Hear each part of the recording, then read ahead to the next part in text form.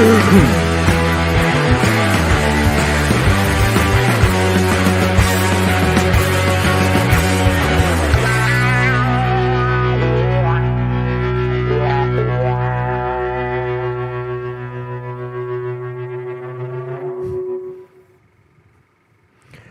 was mayhem. Mayhem, I tell you, in Niverville. Has anybody actually ever said that before? There's mayhem in Niverville. I remember the old TV commercials for Niverville when they were trying to recruit people to come and live in Niverville from Winnipeg. It's a nice bedroom community, but the cell line was Niverville, a nice place to live. That's what it was. Nice, simple, easy to remember. Niverville. I remember it 30 years later. Niverville, a nice place to live. Well, that's where the meeting was supposed to be today for Winnipeg 2050, this regional planning nightmare. It is a 15-minute city, let's be honest, even though they're calling it a complete city in the city of Winnipeg. Brandon, they call theirs a healthy city. We'll bring that up a little bit later on. Calgary calls theirs their own thing. Edmonton, same thing. Vancouver, same thing. This is happening with great speed all across the country. And as a matter of fact, I would suggest with great coordination as the Trudeau government gets set to depart office in just over a year. Fingers crossed. They want to make sure they get their plans in before they leave. At least that's my opinion on the matter, and we can talk more about that later. Our guests tonight include Marty Gold of the Great Canadian Talk Show. You can find that at actionline.ca. Manitoba advocate and former school trustee Christine Ronceray, and Ken Lee, local businessman who was on the show last night.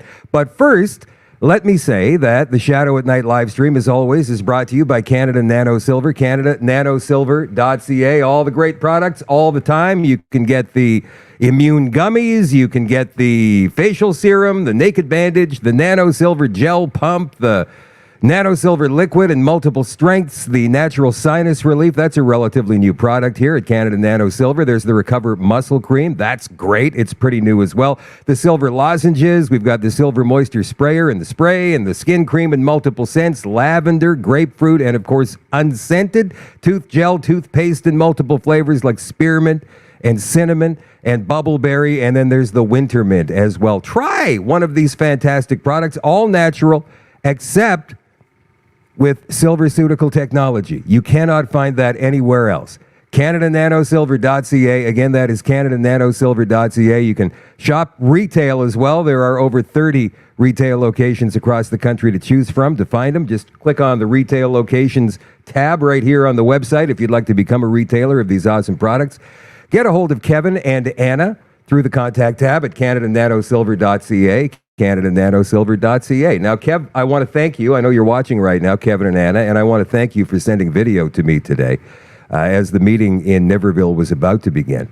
And remember, this is the second, was supposed to be the second of two meetings that the regional group, the Winnipeg Metropolitan Region group, was to put on for public consultation. Now, today's meeting didn't happen. We have video for you, which is provided by our friend Cheryl Zimmer, who is at all of these kinds of events, taking pictures and video. Thank you very much for providing this, Cheryl. And here's what it looked like today. And this is the board here. And people were not being let in. There was a capacity problem, apparently. Too many people showed up. So let's go through this video and see what happens. Wow. If they leave and don't do this, it's going to start a big, huge riot.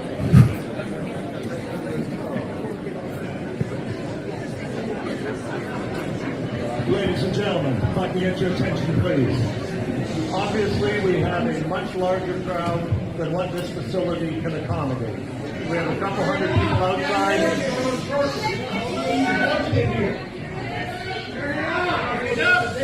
If you'd be quiet, people could hear. Therefore, we have too many people that this facility cannot accommodate. And we think it's very important that everybody gets to be heard. Therefore, we will not be going today. We will reschedule. There has to be a 40-day notice, and we're going to get a larger facility so that everybody can participate and everybody can be heard. It's not fair to the people out there that they can't be inside. Larger facility where?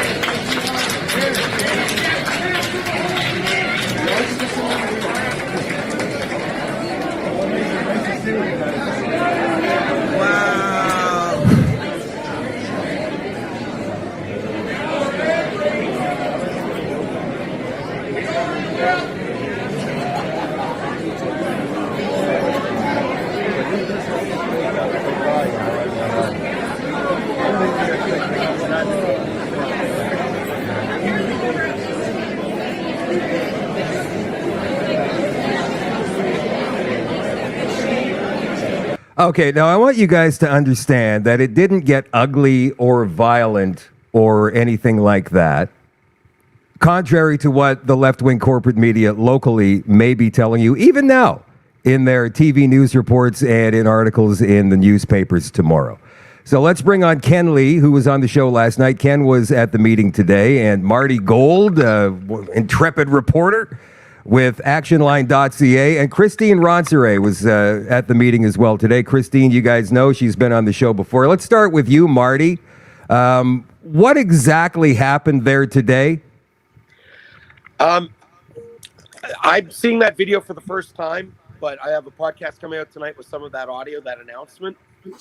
I think it's significant that something so important to everybody who owns property, investment, capital, raised a family in this region, the way there's been no information provided.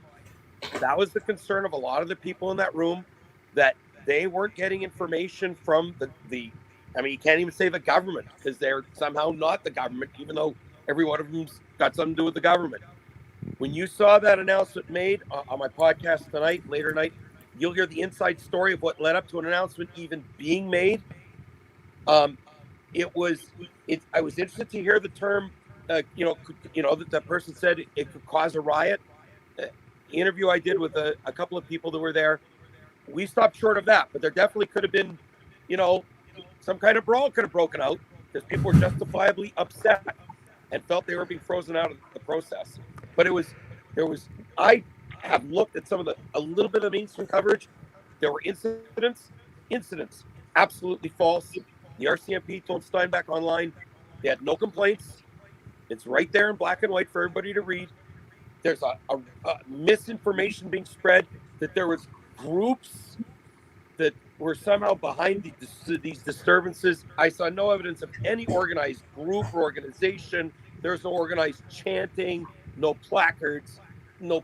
It's like, just, you want to talk about conspiracy theories? Anybody who doesn't look at that is genuine, legitimate, concerned, tax-paying human beings in Manitoba, worrying about their future and the security of their possessions and what their families have worked hard for.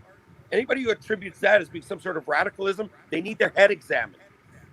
That's so out of line that there's any mainstream media coverage. If they weren't there, I was there. I saw what went on. Well, you were telling me on the phone as you were making your way back from the meeting, or what was supposed to be a meeting today, that Richard Cloutier on the local talk radio station was saying there was an incident that interrupted the meeting. He didn't say that. The newsreader did.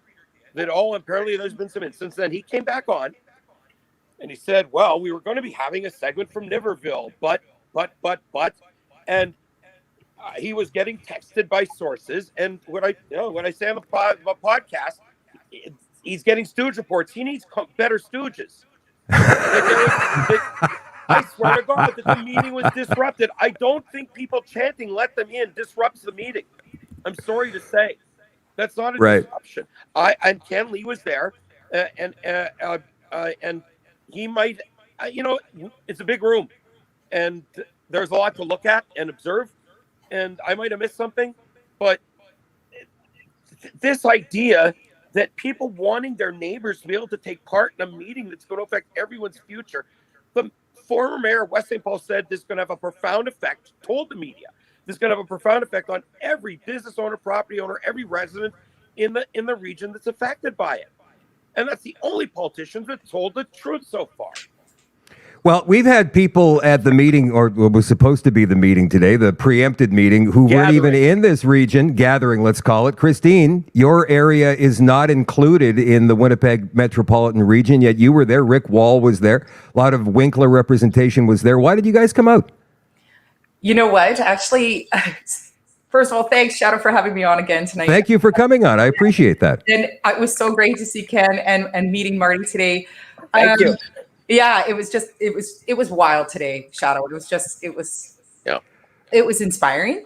Well, give us your take on what happened today. That's why all three of you, I want all three different perspectives. So Marty, I think, was inside the room, and I think Ken was in the room. I had to wait outside. They did call my name, knowing that they were going to get in the people who were going to be speaking, from my understanding. So I was able to walk through the crowd, and I got to the front, like to the door to get in. There was already security blocking the door. I think they've reached their capacity on the inside. There looked like there was a lot of empty chairs. However, they were right. The amount of people on the outside are not going to fit in that room. It's the whole thing. It needed another room. They underestimated the crowd, but they're used to they're used to not having a crowd. Yeah. Yeah, Marty, you've been to a lot of these meetings before. I mean, you've covered the City Hall forever and ever and ever. And usually at meetings like this, how many people turn out? This is a little different because it's regional. So there were people from outside of Winnipeg at this meeting, but it was a significant number, not like 3 people wandered in from LaSalle or something. I mean, I met Christine today for the first time, and was able to talk with her. And there was another woman from another RM that also is not yet encompassed by this plan, who's like scared to death of it like an octopus spreading and affecting their futures and their rights. And everybody knows that there's been no consultation in any of these affected regions. There's a very bizarre political process in play here that I've never seen before. Typically, a public meeting on something, let's say a bike lane somewhere, you might get 100 people or 150. How many are really informed, not just going through the motions or going, oh yeah, this is great, go ahead. You have about 50 people that are really engaged, maybe 20 or 30 that are sort of neighborhood curious or something. A turnout like this is significant. It's significant like the 500 people in Wolseley that didn't want to lose their bus service. It's significant to the people in Happy Land Park in Winnipeg and in this area. You've got what we see are clearly, that's a lot, 300 people all banding together over something in this day and age when everybody's so distracted, when everybody's got a million things to do and so disconnected. And you get 500 people here and 300 people here, and then 400 or 500 people out in Niverville on a weekday. The dirtiest trick in this, I don't mean to take up too much time, but the dirtiest trick in this is trying to pretend to hold public consultations in the summertime in Manitoba. It's the dirtiest trick in the playbook of the bureaucrats, because they know people go to their deserved vacations at the lake, to maintain their properties, to visit their relatives, to go to Folklorama, to go to the festivals in Dauphin, to go to the Pot, to go to Flin Flon. And then they try to pretend that they're giving people access to information and a pipeline of feedback to their political masters in the summertime. It's the dirtiest trick in the book, and it should be banned, because that's how they're getting around it. Don't you think they've gone too far? Christine, you were going to say? I think the most important thing to remember, because you were asking about why I was there. Yes, I have property in Winnipeg, but that wasn't why I was there. I was there because Winnipeg is, we have to get into Winnipeg. Our hospitals, you have a heart attack out in the country, you're not going to Boundary, you're going to Winnipeg. We need Winnipeg. We need the surrounding areas to be vital, because we too need you, because we work as a unit. You need to have access to the roadways to get into the city, right? 100%. Even if you're driving a dirty gas-powered car. I know. Yeah. So we have to get Costco. We have to, unfortunately, that's how we roll. We have to be able to access it just like everybody else. So all Manitobans, just like me, should be concerned with this. If we don't go to Winnipeg or Brandon, or Winkler, like those are the big hubs. If it can affect there, and like Ken was alluding to earlier, he was saying that this isn't just for the region, right? This, we can see in the plan that it actually talked about cabins, and it talked about like beach areas. Well, that doesn't exist in those 18 municipalities. This is already set up to go bigger. And it's going to keep onioning out, in my opinion. There it is, the guide to the Planning Amendment and City of Winnipeg Charter Amendment Act. That is part of the Planning Act from the province of Manitoba. Ken, you've been studying that now for the past couple of weeks, and that's been the key to the creation of this whole Winnipeg Metropolitan Region. Even the people who are presenting this plan, don't seem to know what's in it. You had an interesting conversation today with somebody at the meeting. Yeah, with the city of Winnipeg, I'll just bureaucrat. And I wanted to talk to Scott Gillingham, and it was hard to get to him. He had lots of protection there. And I talked to one of his assistants. Wait, hold on. You're telling me that the mayor had bodyguards? Not bodyguards, there was just a bunch of people hanging out. It was hard to get through for a little guy like me. So I waved to the person I knew and I asked her to come out so I could talk to her. But it was an interesting conversation because I said, like, you know, that like Scott's in big trouble right now. Like half the people in this room are from Winnipeg. I talked to several people that got in their car because they missed the one at Canada Inns, and he said, I didn't know about that meeting. I heard about this one, and I drove out, took a day off work. So there was quite a few people, even people like went out with, like Marty from Winnipeg. He wasn't there the last one, but she said, she said, what do you mean in trouble? These are all crazy people. I go, no, they're not crazy people. Why would you say that? She said, well, I've been looking at their stuff online and they haven't even read it. I says, what do you mean? Maybe you haven't read it. They all read it. That's why they're here. If they hadn't read it, they wouldn't come here just to waste their time. They're here because they're angry at what they read. And she had the whole theme of the discussion was that we can't understand why you're mad, why you're angry at this thing. This thing is great. Honestly, I couldn't believe it. I said, don't play that with me. Like, I read it. I'm not stupid. I can read what this is. This is a bad plan. There's nobody who gets explained the situation or what you're trying to do would agree with it. Nobody wants to give up their car. Nobody wants to give up their backyard. Nobody wants to give up their well. Nobody wants to give up anything that they own because everything is just fine. There's no climate change issue here. Like, people they can walk there in 50 minutes, but they could drive in 5 minutes. Yeah. So the communities are already in place.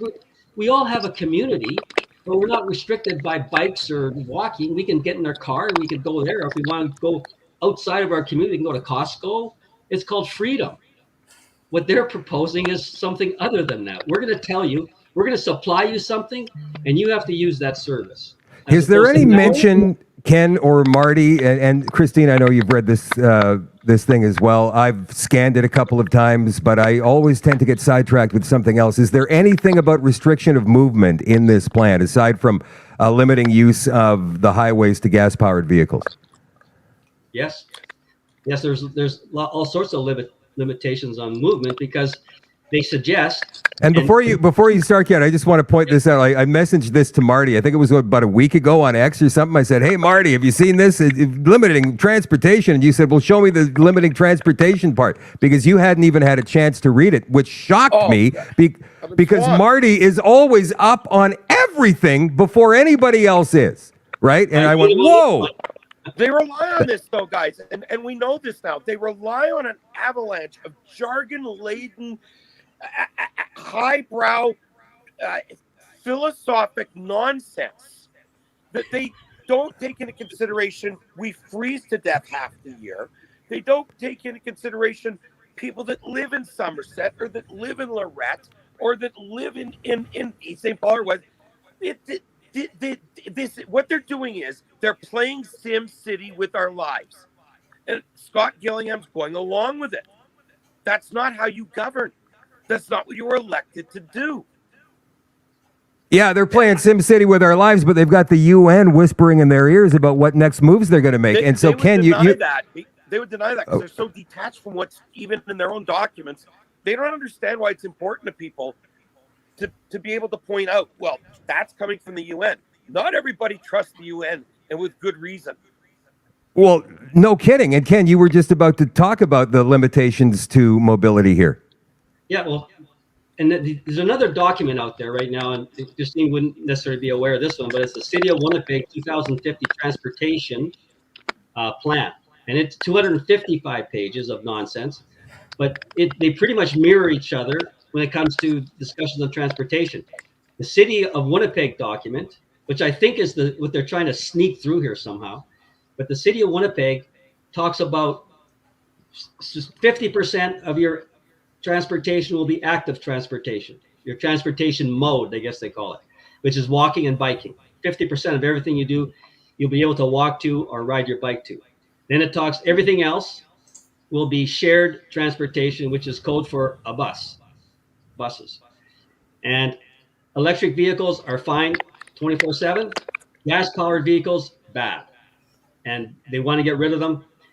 And I read it somewhere, I don't know where, I think it said their first objective is 60% of the cars, gas-fueled cars off the road. So yeah, they're going to limit you because they want you to stay within your community. And if you venture out of there and you have a gas vehicle, it talks about a toll or a fee to drive your gas-powered vehicle out of your jail, your ghetto, and down a restricted road.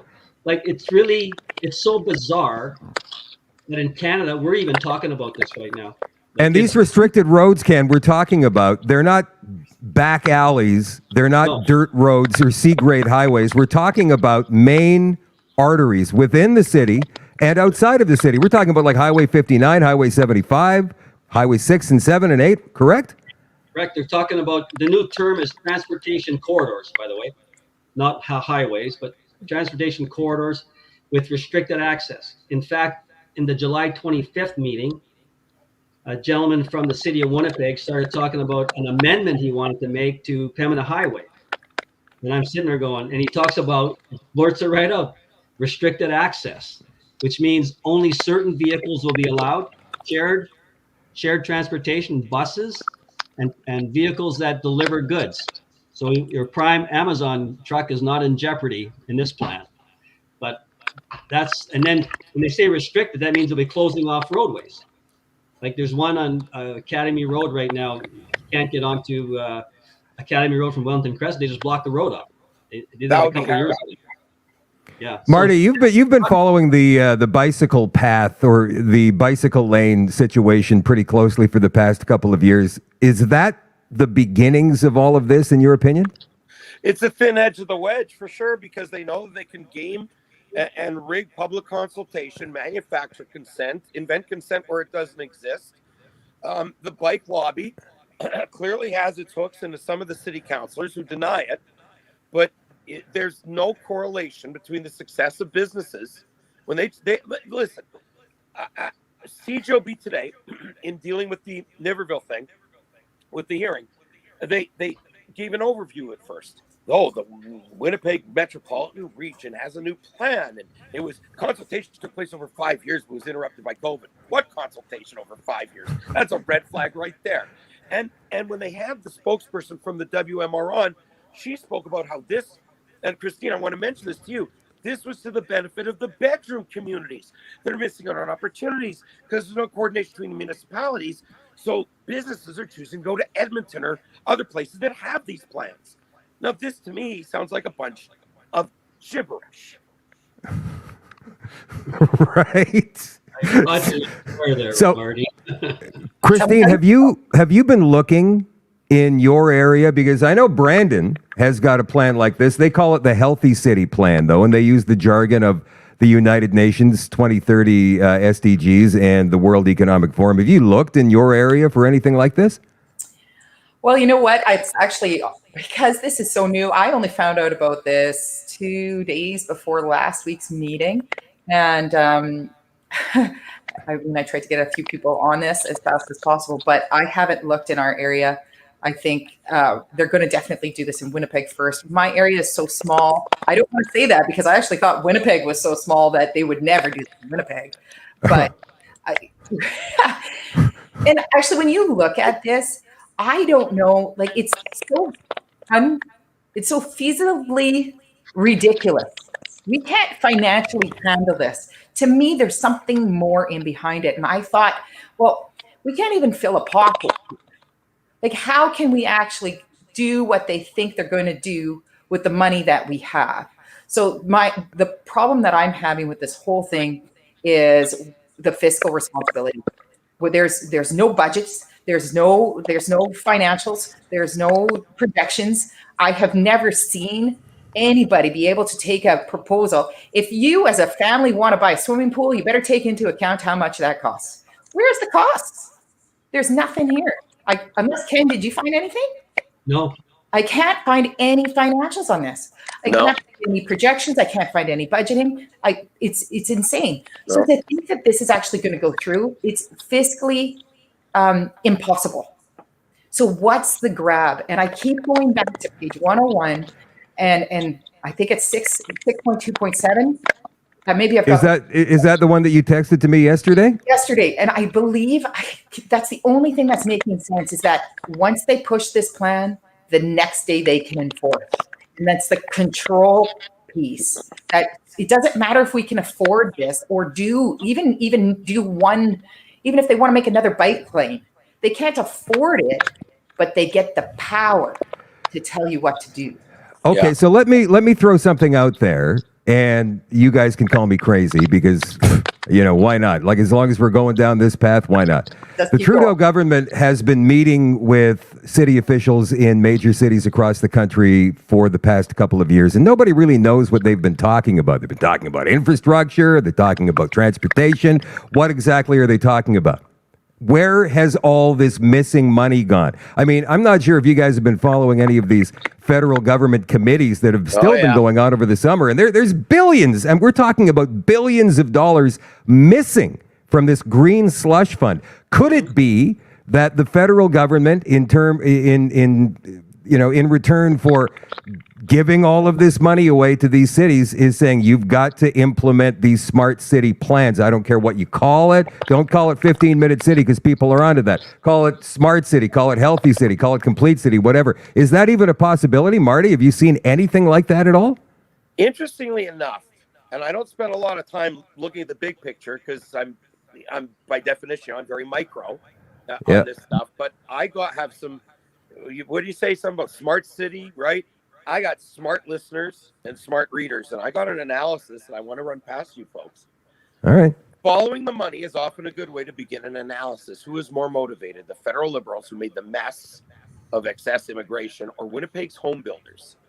If you were the club for home builders in Winnipeg, and you know that even with a big Liberal bribe, no one is buying or building houses in Winnipeg, and housing starts here or way down, wouldn't you see this WMR 2050 thing as a salvation? Would you be motivated to lobby government to bring in such rules when you see home building outside the city limits accelerate? You enabled the private club to, here's where the mobility comes in, close Dougal, Pembina, etc., and take control of all home building in the region. Now, no one can build a new home in the region, and those who live outside the perimeter cannot commute to the city. Here's how this plays out, and this I got like 2 days ago. So if you are a crane operator or a hydro vice president and live in Niverville, you will have to find work locally according to this plan, even though no such job will exist there ever. In the real world, when these new rules come into effect, those who own houses in the bedroom communities in the region will be forced to sell, putting those town councils in a financial distress. It is sad that those who vote on this have no clue what it will do to their small towns. I leave it to you folks to reflect on that perspective. That Maggie Hope Brown was talking about that exactly, about how they can end up forcing people from the rural areas to move into the city for affordable housing. So she said that in these other circumstances, when they've amalgamated, this is not an amalgamation here, but when they've amalgamated different municipalities around a major city, what ends up happening over 5 years or 10 years is that the funding to these smaller municipalities gets cut off. And all of a sudden they can't afford anything. So they shut her down and they move into a different community because the services are cut. In the Winnipeg situation, you have Winnipeg with 86% of the population. They're funding 86% of the expenses. So I would imagine they're getting 86% of the money. So some of these smaller communities, are going to get nothing or virtually nothing that they can actually work with. So I think, Marty, whoever wrote that might have some insight into where this is heading. I've already heard it from Maggie. She's already talked about that situation in other jurisdictions. I think you're right. It will have an effect, definitely. But this is so massive. It's so ridiculously impossible that although that has a factor, Like, I mean, just the idea of this whole thing of this many councils unknowingly, I'm going to be as kind as possible, unknowingly giving up their rights. Yeah. Right. Like this actually is pushed down by the province, right? It's mandated by the province. It started off as a beautiful little cute idea as a committee. And then it was ratified by our provincial government to create as a corporation that actually is kind of in between, right? We have the feds, we have the province, and then we have our third level of government, which it's our local governance. And this actually kind of lies in between. It's directed by the province, and it actually is kind of in between, and it's above the council.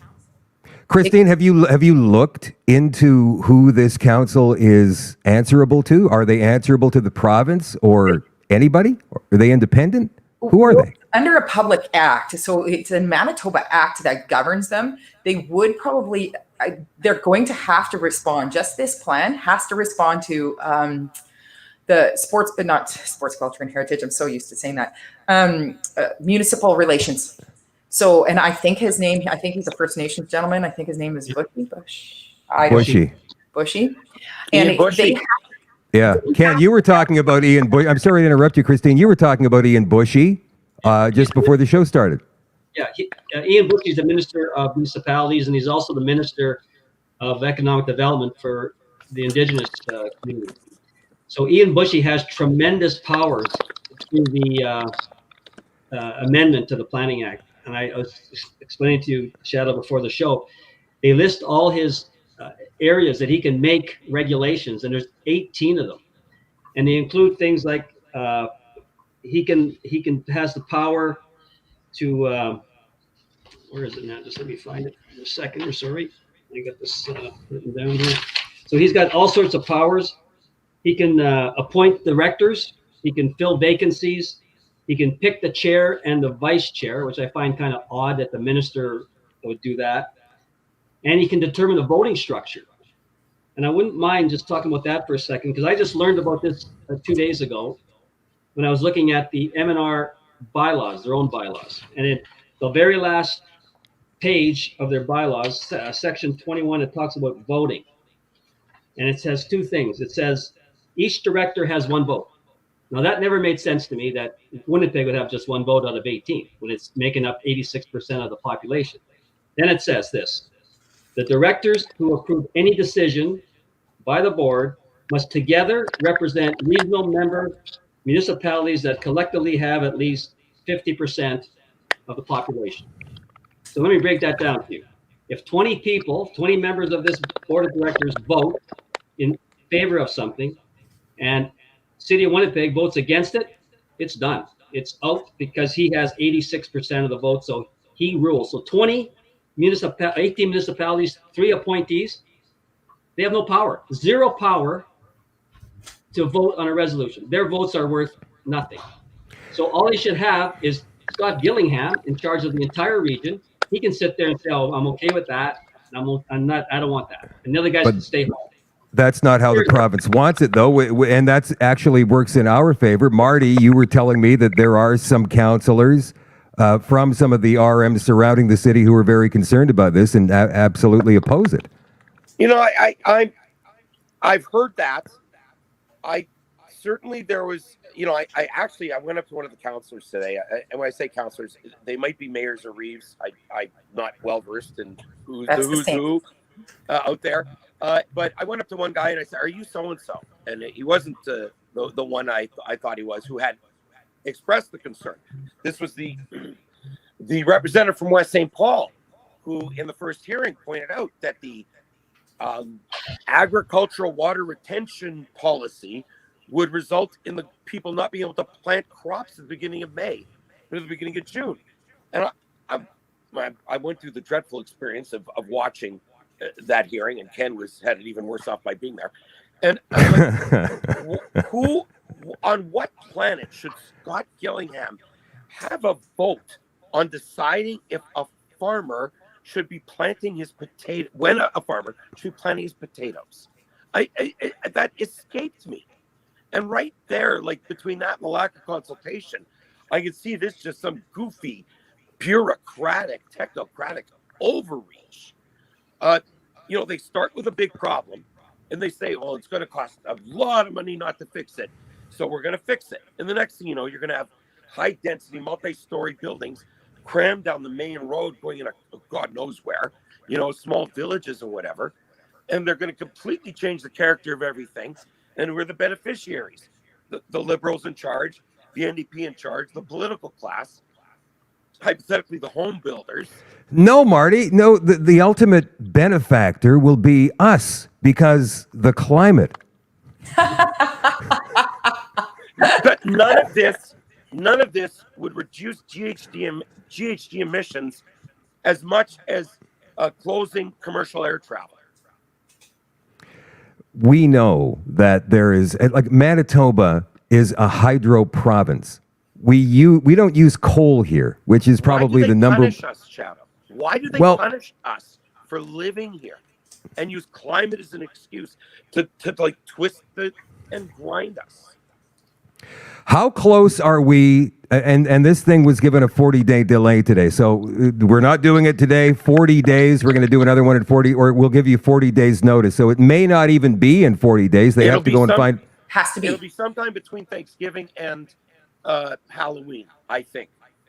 Okay, so they need a bigger venue. Once they have this meeting, this second meeting, and they're going to be prepared for us this time, by the way. So we're going to need to bring an army with us. And when I say that, I'm talking figuratively, not literally. I don't want you guys watching this to get any ideas.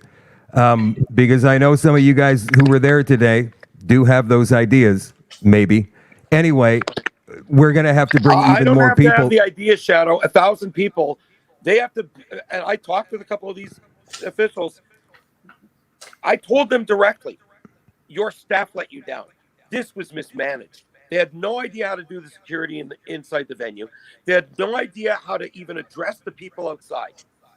I ended up having to explain to the 300 people outside what was going on and assure them that I had a recording in my pocket on my phone if they wanted to hear that he said, it's only postponed.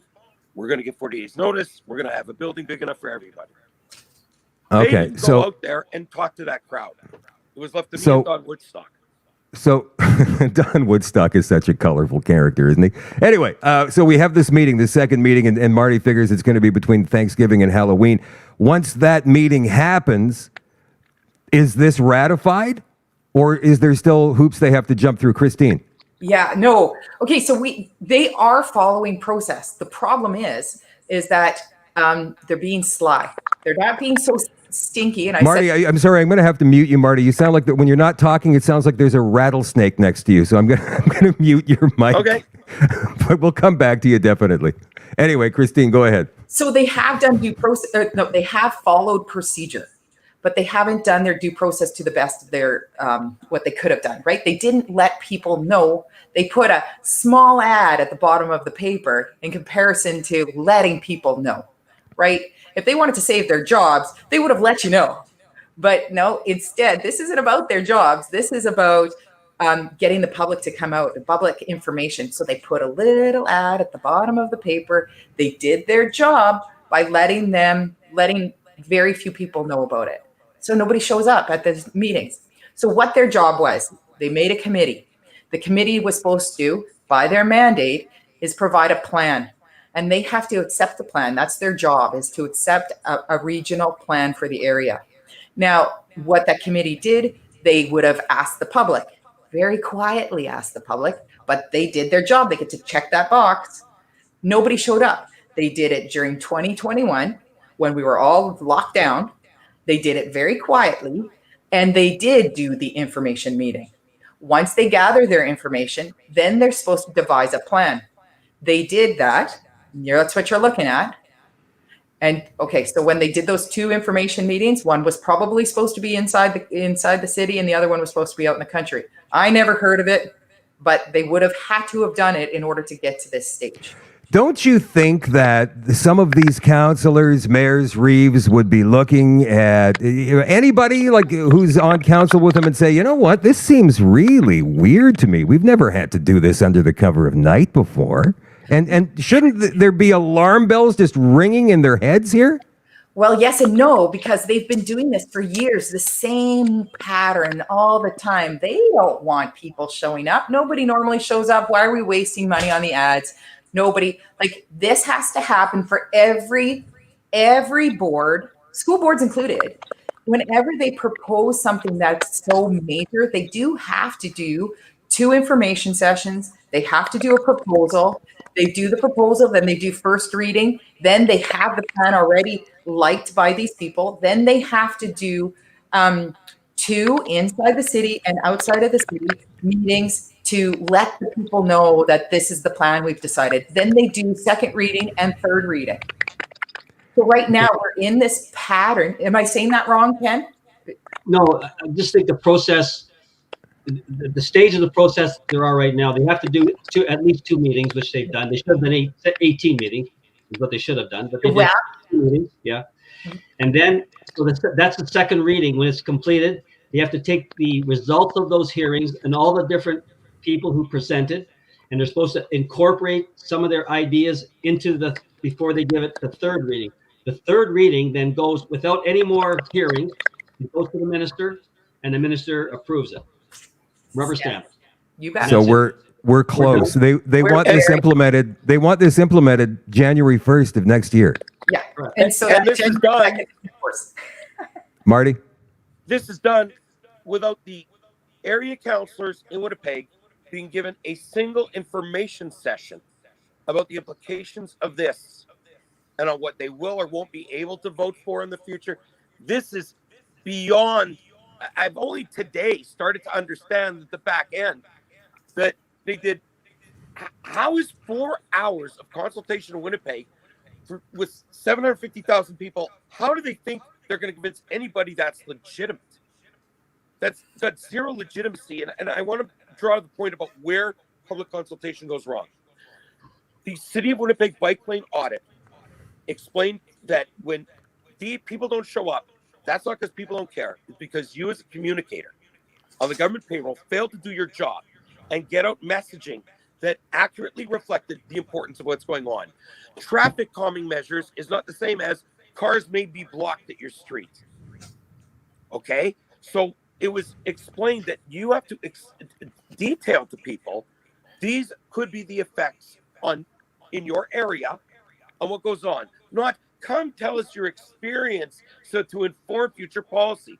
So they not only are doing the bare minimum, they're ensuring that people don't get engaged because they are talking about it like it's a philosophical exercise, which to them it is, because it's all part of a broader philosophical plan to, I guess, save the planet or something. But it always revolves around people restricting mobility and people having less choices and less control, and government having more. Marty, let me ask you, you cover the city of Winnipeg, you know the councillors. Is it mostly a left-leaning Marxist type council that we have this time around? I haven't even looked lately, to be honest with you. I think you've got a lot of conservatism now is not very conservative on a lot of issues. Yeah. I think there's a lot at Winnipeg City of go along to get along. If you listen to my interview with Brian Mays, you know, he talked, you know, he's genuinely hurt at his departure from EPC, but he admits he rattled cages.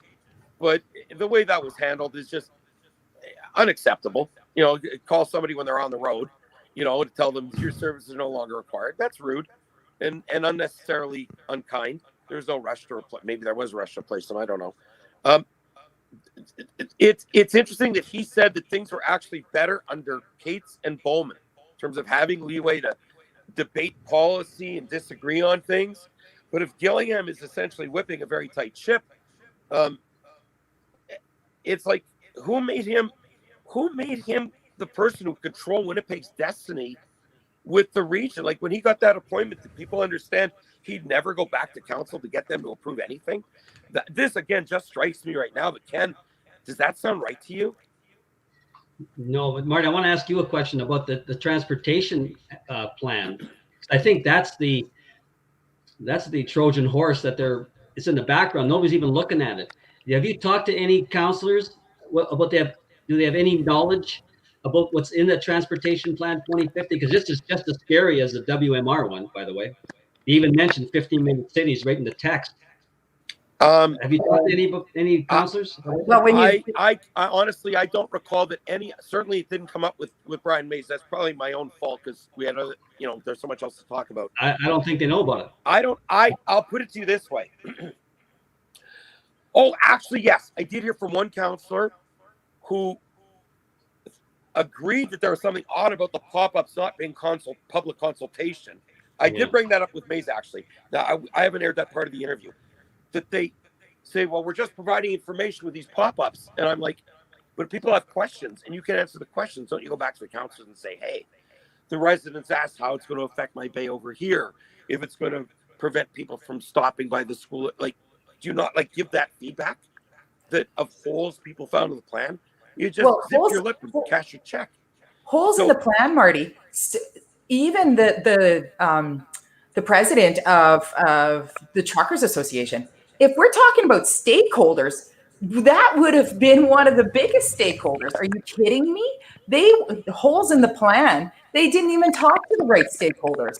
I don't understand how we got here except for corruption. I really don't get it. Who's benefiting from this? What the hell is going on? And yet the city sleeps. There's still people who, what are you talking about when you say this to them? So let me ask you this. And Ken and I have discussed this. We haven't yet had this conversation, Christine or Marty. Is there a way out of this? Marty, you go first. Yeah. Oh, yeah. I'll tell you what. In spite of, you see, there's a real weak link here. And that's the fact that this is all, I'm trying to think of the comparison. The Wizard of Oz? Is this what I'm thinking of? Pay no attention to the man behind the curtain. Gillingham is in front of the curtain and behind the curtain because ultimately he has all the control.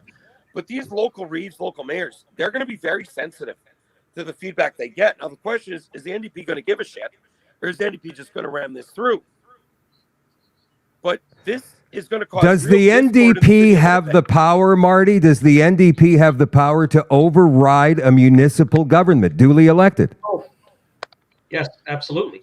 Wait a minute, because hold on, just a second, because Christine, you and I have had conversations like this before talking about school trustees and the province just rolling in and trying to get rid of duly elected school trustees, and they can't do it.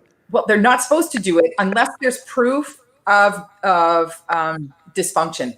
If the lower government is not performing properly, then the provincial government can step in. According to who that they're not performing properly? So now we see everything that's so sneaky. This is not a skunk in the hen house. Otherwise we'd smell it. This is a fox. Okay. So you're asking about, do we have a chance on this? Yeah, we had a win today. We bought ourselves 40 days. Now I'm going to make a plea out to people. Every counselor, not just in this region, every counselor in the province should know about what's going on. Every MLA, and I can guarantee you, every MLA has no clue of what they've allowed to happen. And this is on them. Just as much as it's on this sad corporation who doesn't even understand what they're doing. And every sad counselor who's going to be very sad and very woken very shortly in short order here. But every MLA has no idea what they've done. They allowed a corporation under the guise of a beautiful idea, right? Let's get these programs to talk to each other. Let's get them to amalgamate and become one so that they can talk about their stewardship and everything. Then all of a sudden it went from a beautiful little committee that had to report back to their councils because it was a committee. All of a sudden they became an entity and now they didn't have to report back. In fact, they were forbidden to report back. Am I right, Ken? I think they were forbidden to report back to their own councils. So now it's actually written, Christine, in one of their documents. Yeah, Marty looks a little confused by that. Yeah, that's something that Ken brought up to all of our attention last night on the show, that these representatives from the RMs outside of the city have been instructed not to discuss any of what is discussed in the WMR planning, not even with their husbands or wives. Never mind their council mates. They don't talk about this with anybody. Like, what am I, holding a secret atomic football here? And like, seriously, Well, because it's a corporation that isn't accountable to the shareholders. I don't see where the accountability is. I mean, if and this isn't just Scott Gillingham. I didn't hear any candidate say, elect me, and I'll make sure that the WMR will have to approve every bylaw, every housing development, new neighborhood. Vote for me, and I'll hand over authority. Marty, have you ever seen anything this big proposed by the city of Winnipeg before? Ever? No, this is bigger than Unicity, right? Unicity was big before your time here, but it was a big deal. Bringing together all the Transcona and St. James and all the former little cities and whatever. But this is, I'm just trying to grasp again. This process confuses me that people have a position because they were elected, but then they aren't accountable for their actions in this organization, even though they're there because they're representatives of the people. It's a bizarre kind of private fiefdom. It makes no sense. It sounds like Winnipeg Enterprises Corporation from years ago, doesn't it? Yeah, it's shocking that these individuals from these municipalities just abdicated all their authority to Gillingham. It's what they've done. Like they've all been snipped, and Scott's running the whole show. And these guys, like, I can't imagine. But wait a minute. I mean, you say Scott's running the whole show, but what about these 3 provincial appointees? What is their role exactly? Does anybody know? The chair and the vice chair. Yeah, I think there's. Go ahead, Marty. And I think there's an Aboriginal representative. I just don't remember which band he's from. Yeah, Blue Sky, Mr. Blue Sky. Oh yeah. Yeah. Mr. Blue Sky, please tell us why. I'm sorry, I had to. Nelson here. No, but the way when we say the provincial government controls it, they control the rules that allow these guys to operate, the power that has been given to them. So they do control it, but after they end up with their abdicating all the authority to this group of private citizens, basically unelected for this role, then the way it ends up by giving Scott Gillingham majority rule, he ends up running it at the end. But he only runs it by virtue of the fact that he's been given that power by Section 21 of the bylaws that says if you have the most population, you're the winner. You can do whatever you want.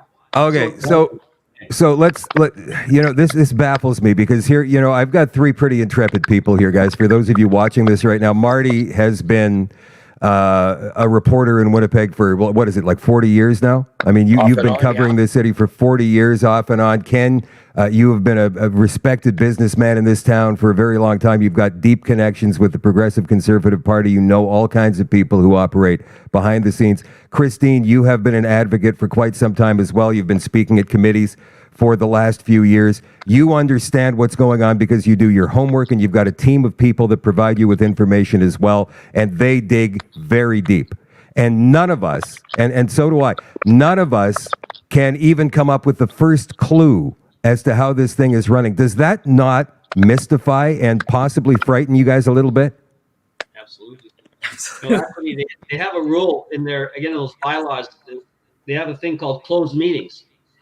And they have a closed meeting for any item that they feel that if the public gets word of it, prior to them finalizing it, that they can call a closed meeting. So there's no scrutiny, no transparency, nothing. It's actually in their bylaws that they can have a closed meeting if something is sensitive and the public might not like it.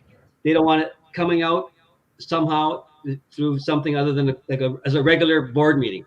They can have a closed meeting, fiddle around with whatever they want, and then come up with something and then disclose it when it's too late for the public to really. What's crazy about that, Ken? What's crazy about that is that they're kind of steering in between some laws here. Like, I don't even understand how they can do that because they're a corporation That's why they can have it without anybody there, but they still spend the public funds. So it doesn't make any sense. Usually what happens is that if you spend public funds, it's public knowledge. But because they're a corporation, then it's considered private. So you don't have to share that information. So are they spending public funds and therefore public, or are they not spending public funds and therefore a corporation?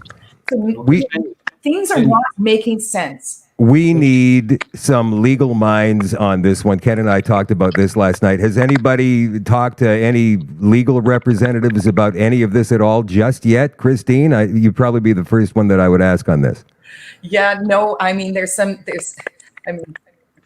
of us even here. This is the funny thing, right? We could call a lawyer. What are we going to tell him? I mean, you can watch this show for the last hour and then try and figure out what we're talking about. I mean, there's so many unanswered questions and loose ends in all this, and still things that we're finding out even now. And Shadow, but any lawyer that's worth their salt is kind of not wanting to bark around the government, because they get a lot of their clients through governmental stuff. Well, we saw that during COVID, didn't we? Yeah. And we also saw that with this latest school board stuff. Like, I don't know. We're sitting in a very funny situation. And what I loved about today is the number of people who showed up. Yes, there were people from all over the place. Yes, it wasn't just from that region. Thank you, farmers, for showing up. Yeah. Estimated what about, I'm sorry, Ken, estimated about what, 400 or 500, Marty, you were saying earlier to me? Boy, when I looked at that video, me in Woodstock in front of that crowd, that was a lot of people. I was told by one of the guards it was 150 outside the room, and it might have been when they told me, but by the time they were done, there was like 250. I think maybe it could have been 300. I mean, I don't know. They could have been out the door into the parking lot. On the outside, there and inside the room about 220. Yeah. So we like maybe over 500, which is good. Oh, yes. Christine, you're saying that you're very happy about the turnout today, as am I, as we all should be. That's what we need to do with the next one? Is that how we're going to get out of this, in your opinion? Yeah, I do think that they, for what is his name? The guy in charge, the chair. What's his name again?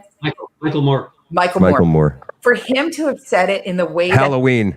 Said it. I mean, yeah, Michael Moore. Okay, so then the way he said it, the way that today, he said that we need everybody to be able to speak their mind. Now, I don't always trust those kinds of things. Yes, everybody's going to have the right to speak their mind. That doesn't mean they're going to have influence. But you know what we did? We got some attention being paid. Everybody who showed up today at least tapped the shoulders of one other person. At least one other. Yeah. person. We need that. We can't sit here for 40 days. This isn't Lent, guys, that we get excited for Easter. This is putting your foot down, and we've got a big haul here. We've got to get a hold of am I wrong, Ken? We've got to get a hold of every MLA. We have to, because they don't understand what's happening. And there was. You think the MLAs? I mean, the Progressive Conservative Party is in tatters right now in this province. I don't know if. I got to talk to Conrad North today. He was there. Was he? Was there. He's the MLA for Vida area. I'm not sure what they call that one now. Yeah. They're not even a player right now. The NDP is ruling this province with an iron fist at the moment. Marty, what do you think the media reaction from this is going to be, if there is one at all? Well, let's just step back, half a step back. Okay. The chair is a bit of an abrasive character. I think Ken would agree that he comes across a little bit abrasive, right? Yeah. Yes. And he tried condescending, I would say. He tried hard not to be abrasive when he made that announcement. Yeah. It seems to me that he might have gotten advice from his political masters, and the province told him, may have instructed him, the region may not have caught on to what's going on, but I almost wonder how much of this is being directed from Broadway with the chair. In any event, he said the right thing. I think there's going to be 1,000 people at the next thing. The media was not there. Steinbeck online, I guess, had a camera. I was there. Marianne Cloak was there. I know what I saw. There was no group seeking publicity. That's bullshit. There was no radical extremism. There was no anti this or that except anti this plan. The fact that they haven't held proper consultations tells you it's a bad plan with bad things in it. That's the only reason anybody needs to oppose it moving forward. And these characterizations that you didn't read it, and you know what? Once people try to hide it from you, once the bureaucrats try to obscure the real meaning, you go, hold on there. I want to know what this is about. That's legitimate. But instead, they expect everybody to be sheep because the planners said this. Yeah. Agreed. Yeah. It's sustainable. It's sustainable development. Come on. Everybody should be on board. We all know that, but I mean, we're the ones who have been researching this for years, and we know that stuff. The normies out there don't, and they're going to be swayed by the left-wing corporate media and some of the politicians. Let me ask you guys this: it's going to have a lot of influence on this one, Shadow, compared to otherwise. They're way behind the curve. People are very awake to this because it affects their homes and their salaries aren't guaranteed by Trudeau the way they are at certain media outlets here. Yeah. This is taking a grip among the middle class very quickly in Winnipeg, in my opinion. That's if they find out about it in time. Christine, yes? Ken, sorry.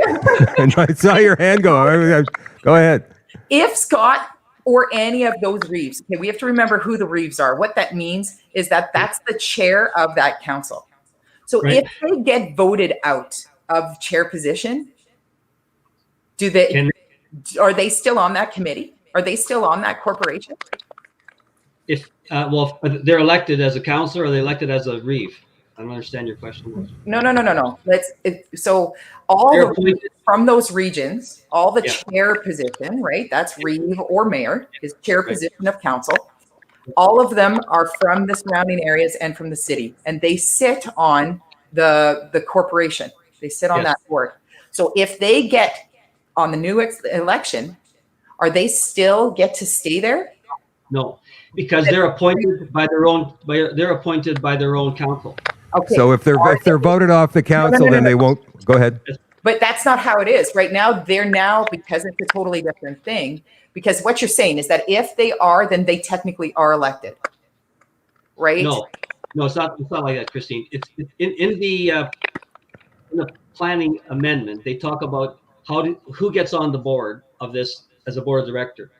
Each municipal council appoints one of their members to be that person on the committee.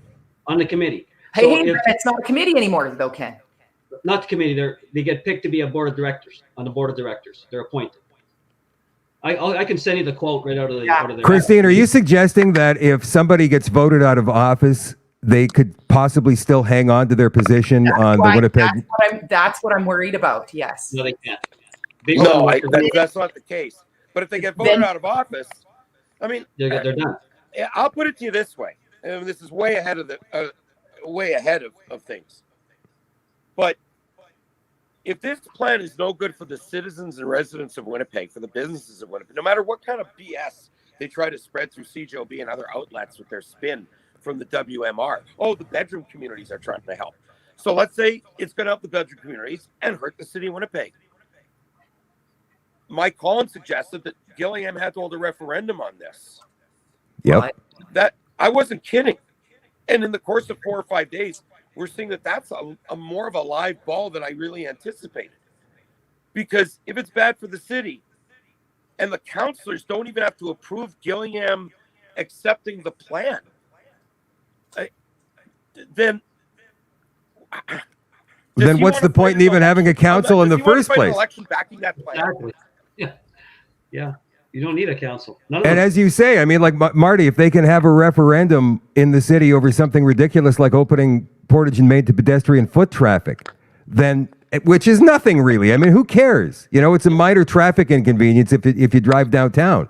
But to this extent of trapping people into their own zones, 50. Have they pointed out too? Ken, you've looked at this. Have they pointed out in this plan how many different regions inside the city there would be, like the Edmonton one? No, they haven't. They haven't got that far yet. They don't dare do that yet.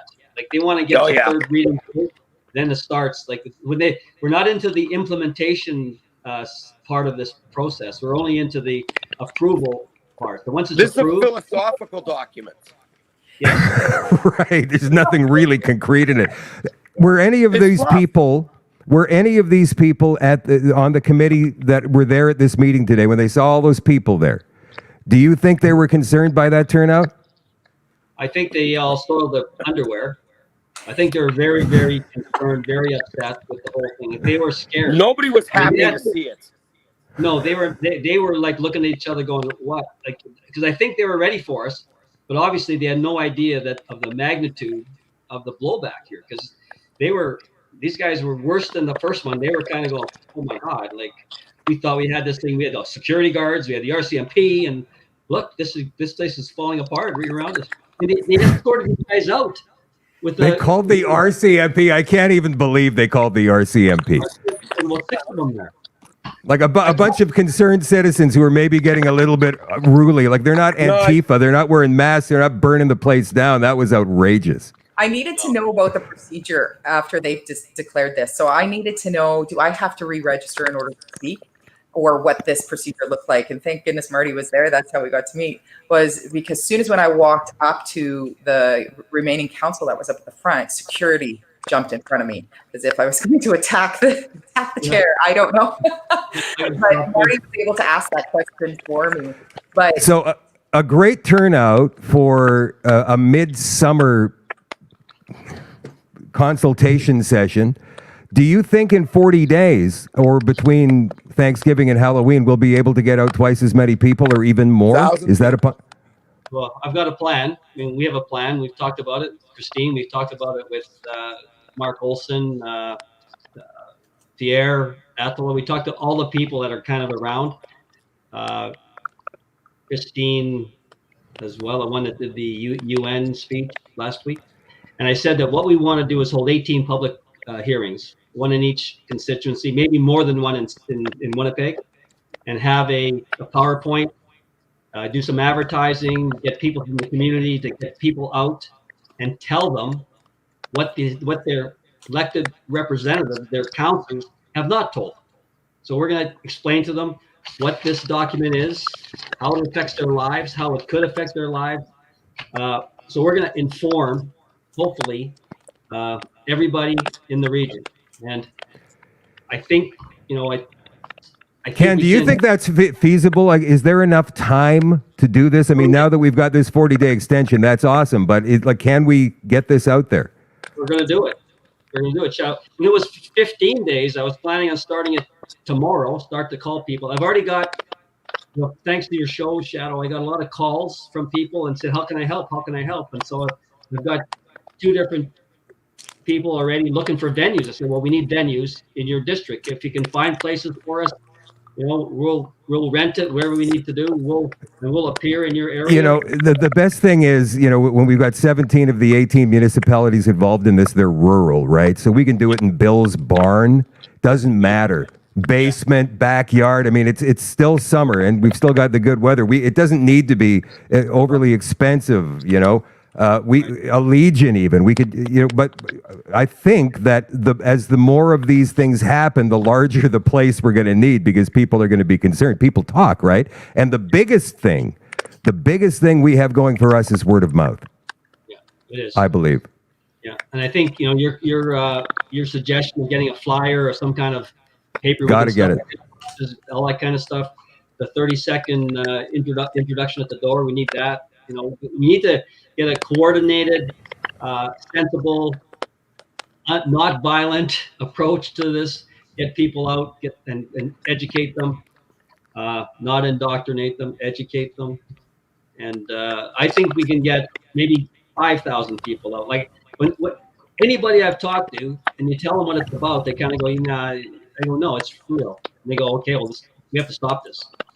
And I've got people offering money to help. Like I've got lots of people that are very concerned, and if it takes money, I think I can raise money from concerned citizens and clients and different people that see the problem here. So we'll do whatever we can, but I don't think there'll be a problem in arranging 17. There's a lot of people prepared to show up and do this. I couldn't do it all myself, obviously, but I could do 4 or 5, another guy could do 4 or 5, and we'll get them all done. We'll get them done. Now, I've been hearing rumors that there's going to be some kind of a rally or a protest scheduled for City Hall. I don't think that's a constructive thing at this time, based upon the fact it's just going to give the left-wing corporate media a little more ammunition to play with. And I don't see how 30 or 40 people standing outside City Hall holding signs that say, "Stop the smart city" or the 15-minute city is going to help. I mean, I think that ship has sailed when it came to the protests and all the things we've seen in the last 3 or 4 years. Now is the time for education, as you say, Ken. Christine? I don't think you're going to convince the city. I mean, out of all of these groups that we're talking about, the city's pretty woke. Sorry to break it. So that's what I say too. I mean, so if we're able to bring down, if we're able to get, say, 10 or even 3 of these RMs to drop out of this plan, then I think some of the others are going to start dropping out too. Selkirk already said that they did drop out of the plan. Right? They already said that they didn't want it. They said that in the meeting on last week, Thursday. Right? Who's that? The CEO of Selkirk said, "We don't want this. We never voted for this." From my understanding, that was one out of the 2 the RMs that said no.